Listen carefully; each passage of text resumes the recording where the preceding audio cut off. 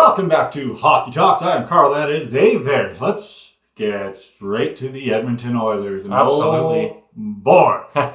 You got McDavid, you got Draisaitl, you got now Stuart Skinner, your prolonged number one goaltender Yes. for the Edmonton Oilers, who are all out with injuries right before the playoffs, at the end of the season where it matters most, and especially for the Edmonton Oilers, right? They have 11 games left in the season, and they find themselves in a third spot behind the LA Kings, which many thought they were going to finish ahead of them. But now they could be. Could they be in danger of dropping to a wild card spot or even out of the playoffs? Yeah, right. Who knows? Who knows? They have 87 points, and we've said this before.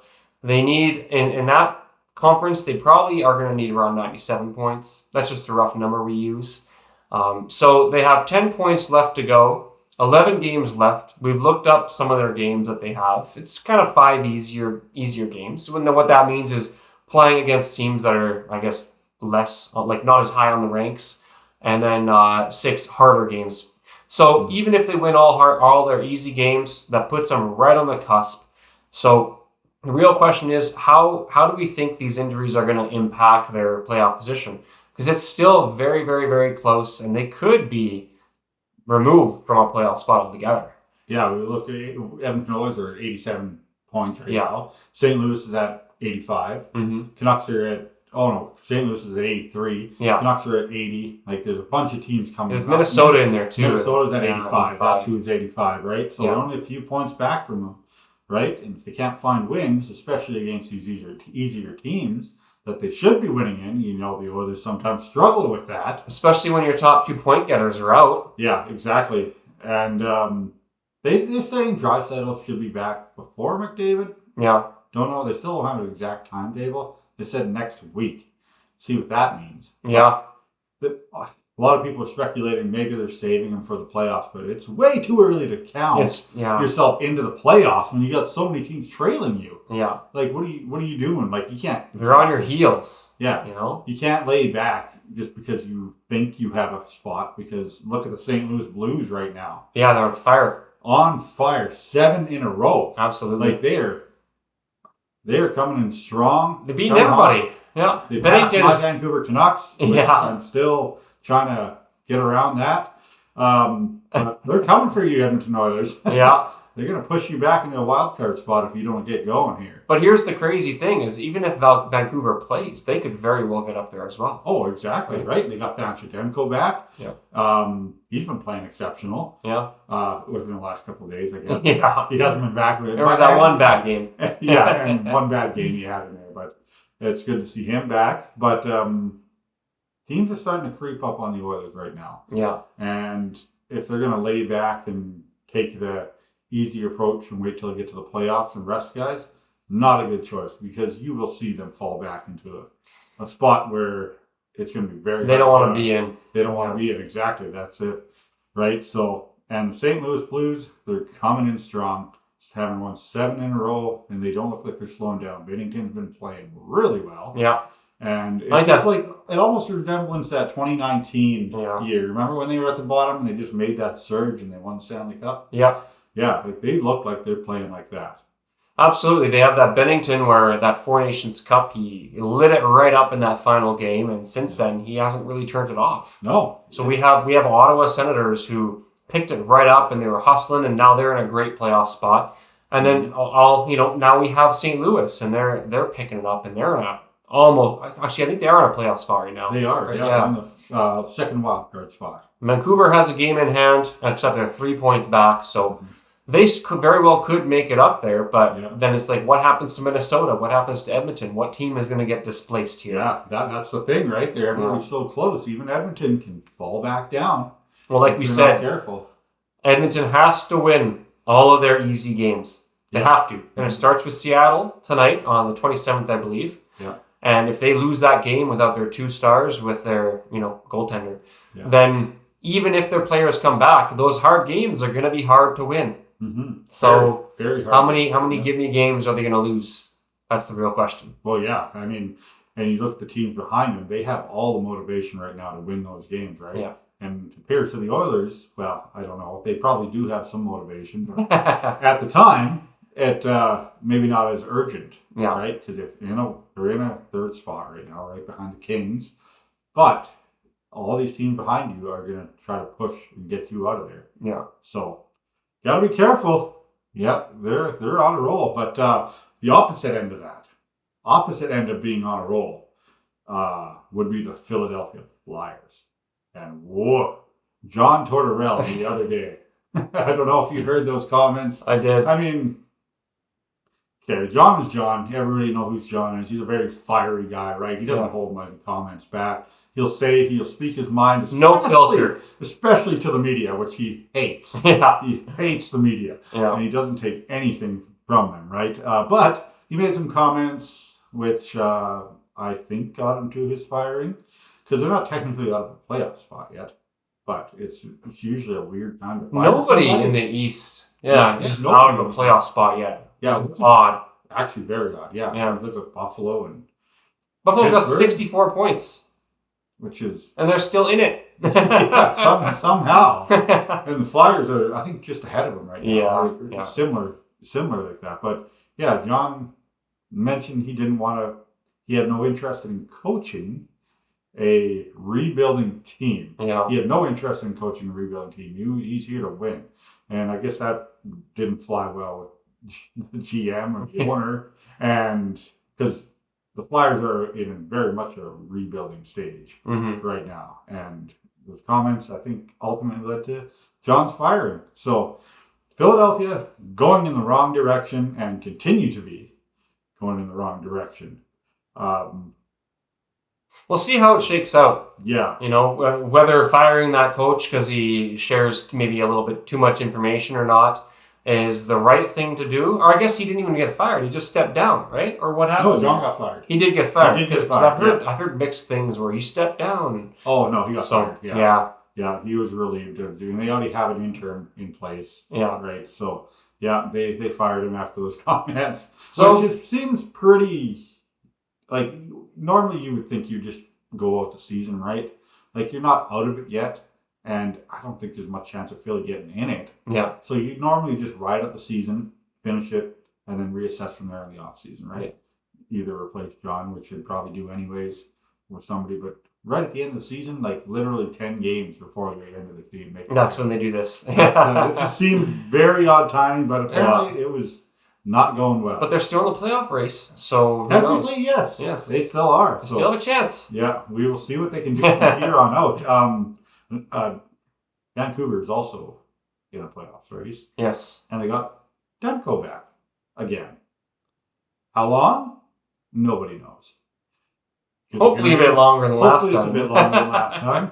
But he's been on up and down, right? Yeah. All over the place with injuries and health-wise and trying to play, but everything just seems to aggravate his knee all the time. Yeah. So we'll see how long he's back. He had a really bad game when he first got back. And then he's been playing good since. Canucks have thrown together a couple of wins in a row, which is good. But Demko being back, does that enhance him, or should they stay with Lincoln? Oh, I don't know. Like, I know Demko is a great goaltender and all that. I think just play him, and he'll give you what you need as a solid goaltender. And whether they make it or not, I mean, we'll see. Maybe Demko has a couple of steals left in him for those higher caliber teams for Vancouver. But that being said, that means that Vancouver also has to beat those lower end teams, which I think one of the last games, 3 or 4 games ago, showed that maybe they're not quite there yet for that one. But they still have time, They still have lots of time. So there's time is ticking. 11 games. Yeah, 11 games left. It's very important. If people are going to go on some streaks and make some upset wins here, now's the time to do it. Yeah, maybe getting Demko back is the right time. Yeah, right now to hopefully give your team the motivation for sure. Right? Yeah, well, we'll see how that shapes up. Yeah, here, but yeah, it's going to be a very, very, very close race. So yes, I guess I got a question for you here. Which NHL player forward? We're just going to jump right into this one. Sure, why not? Which NHL player forward is leading in assists, points, rush chances, and slot shots. He's first place in all those categories. Oh, points, rush chances, and slot shot. Yeah. I want to say Kucherov. Close. Not Kucherov. Eh? McKinnon. Okay, that's another Close. good. Yeah. Now, here's the crazy thing, okay? Now, which defenseman in the league is top in goals, points, power play goals, and power play points? Ooh, defenseman. Yeah, it's Goals, probably who you points. think it is after hearing McKinnon. Cale Makar. Yeah. Yeah, okay. Both those guys are on the same team. It's funny. It's usually either Cale Makar or Quinn Hughes. Yeah. It's usually one of those two, but Well, Quinn Hughes, Yeah, I think the both other day too, he got recorded for going the fastest recorded speed this season too on the ice. 25 some miles an hour. Oh, really? Yeah, Wow. yeah. He's a pretty fast guy. He's a fast guy. Fast skater. Yeah. But no, imagine being on a team where you got both McKinnon and Makar on, and that team's going to go in the playoffs, and they're going to be flying. It's going to be a good playoff season this year. Yeah, and Mikko Rantanen now, he's starting to get going. Yeah, with the Avs. absolutely. Yeah, you got Brock Nelson. Oh man, like this Colorado team is looking really dangerous, and things are starting to gel for them too, right? Like they're gonna look like the team to beat in the West. Yeah, almost. Some goaltender issues, but yeah, they have. I'm blanking on his name. Yeah, right me now. too. Yeah, Let's call him goaltender. yeah. McKenzie. Oh, I thought you were going to say McKinnon. Mackenzie Blackwell. Oh, yeah. Yeah. So he's pretty decent goaltender thing. Pick up from the Sharks, right? They seem to be over, but yeah, they're going to be the team to beat, I think, in the West for sure. And how about the team to beat in the East? Who'd have thunk Washington would be up there? Washington was the first team to clinch a playoff spot this year. Crazy. Who would have thought that? Ovi is 39 years old. Last year, remember last year, right? It came down to the last game. Yeah. They scored with it was only a few seconds left in the third, and that clinched them the playoff spot. Oh, man. The last playoff spot. And this year they clinch. And this year, the first to clinch. Yeah. They're it's a complete 180 from what they were last year. Yeah. It's insane. Well, Nobody expected that. when you have a player on a team who's close to breaking a record, I mean, that just He has gives you some the motivation, right? You know? Yeah, I think he's five goals from tying and 6 goals from overtaking it. Yeah. Yeah, he's at 889 and he needs 894 to tie, 895 to win. Wow. So that's pretty cool. And then the other player in the background that's still going for that record, we brought it up last week, is Sidney Crosby. Great. He's now got 1,675 points with the same franchise. Mm-hmm. And the number one is Howe with 1,809. So he's got a bit to go. He's close to Lemieux, though, which is 1,723. Oh, yeah, he's right close. Not going to happen this year, but no. He'll break a couple next year. Lemieux's and Yzerman's, Yeah. Gordie Howe might have 2 or 3 years, maybe. Yeah, I'm thinking 2, actually. Yeah, I'm thinking 2 years. I don't know how many points he has this year. He's got close to 100 again, I think. I think he's got 80 or something like that. Yeah, so if he keeps going like this, he will break in a couple of years. Yeah, and there's another one that he actually, if he gets over 80 points this season, I'm pretty sure it's something like he breaks Gretzky's record of consecutive seasons over a point per game. Yeah, I think he did that actually just a couple of games ago. Yeah, perfect. Yeah, he just did that. Yeah, that's an incredible record as well. Yeah, he's all over those records. After being concussed and all that. Yeah, how many games he missed, right? Yeah. For concussion. He truly took over after Lemieux. Yeah, he did the same thing. The same, like concussions and points, right? He taught him well. Yeah.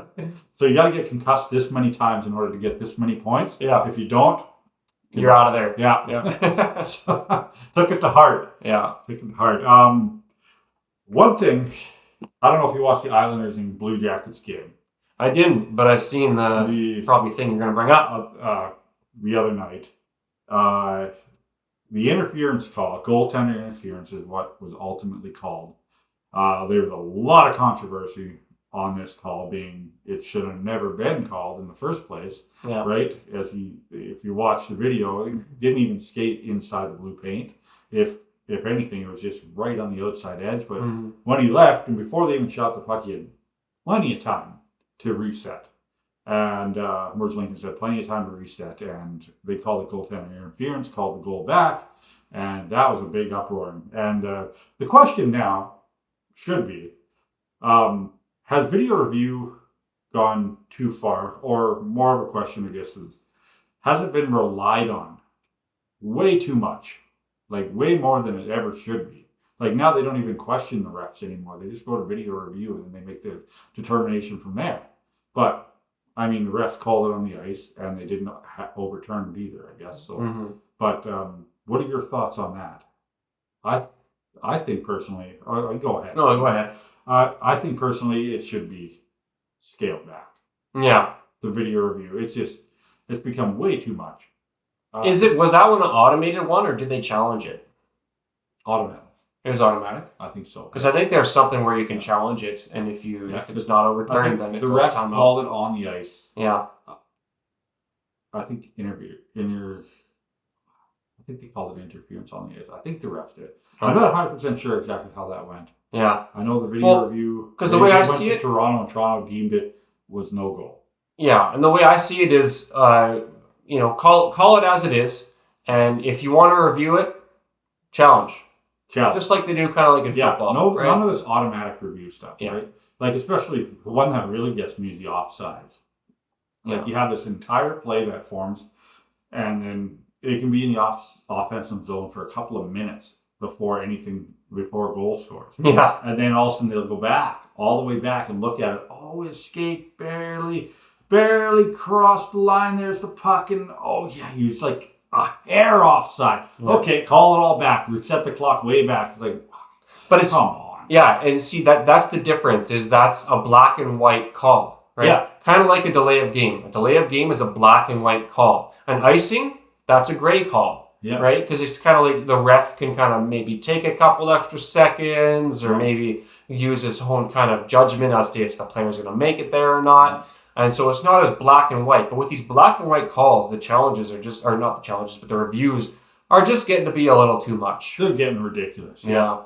Yeah, like that. You don't have to pinpoint every little tiny second on that thing, right? Well, in the meanwhile, you have like a Toronto game where the ref tried diving out of the way, and the puck hits him, which leads to a 2-on-1 and a goal. Yeah, I mean that's not called back.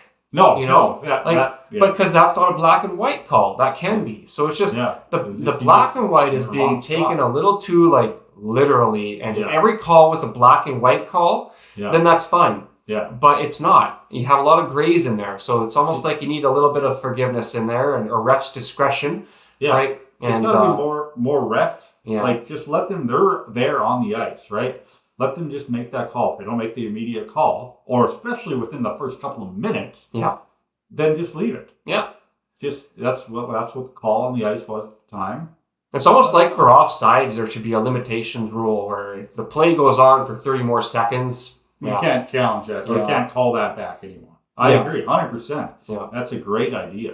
But, here's something. You know how in football, anyways, if there's a challenge flag and there's something that happens immediately, they can kind of throw the challenge flag up or whatever, right? Yep. Have something like that. Have something like a little sign or something that they can hold up within 30 seconds of it being offside, so that if something bad happens, it doesn't kind of force their hand. At least somebody's seen it before when it actually happened. Exactly. Yeah, like the coach, and somebody can put up something. And then if they don't get it right, I want to challenge something here. They've seen something that time. Yeah, and if they don't get it right, then you lose a timeout. That's a great idea. Yeah. So maybe that's something they'll implement here in the future. But I agree. I think it's the funniest thing when you have a delay of game penalty where they have to review it and waste more time than just the delay would have caused. Yeah. And I get it, because now players aren't going to try to put it over as much, but you could honestly just change that by dropping the puck in the opposite end. Exactly. Because people don't want to put it over the boards then either. The delay of game penalty. Yeah. That drives me nuts. Yeah. Like, people they're just trying to clear the puck down, right? And then you get a penalty if you accidentally shoot it over. And then it gets reviewed. The puck stands up on the end, right? And you're trying to clear it, and the puck's standing up. Of course it's going to go up. I mean, they're not trying to purposely throw it out, right? Yeah. So, I mean, But it's a black and white, man. That's how it is. I don't know. Video review. It's too involved. But, I don't know if that's ever going to change. Probably not. It'd be nice to see if they scaled back, but I doubt it. Yeah. Yeah. Who knows? That should be your new line. What? But I doubt it. But I doubt it. Yeah. We're just two guys talking. Yeah. Two guys chatting. Maybe they'll see this. They won't see it. No. But maybe you will if you're still watching. Yeah, let us know what you think. Because I'm not a fan of video review. Yeah. And I think a lot of people aren't either. Yeah. Right? Especially if it's calls like that. Anyways, thanks again for watching. That is all the time we have. We will talk to you next week. Have a wonderful night. Yeah.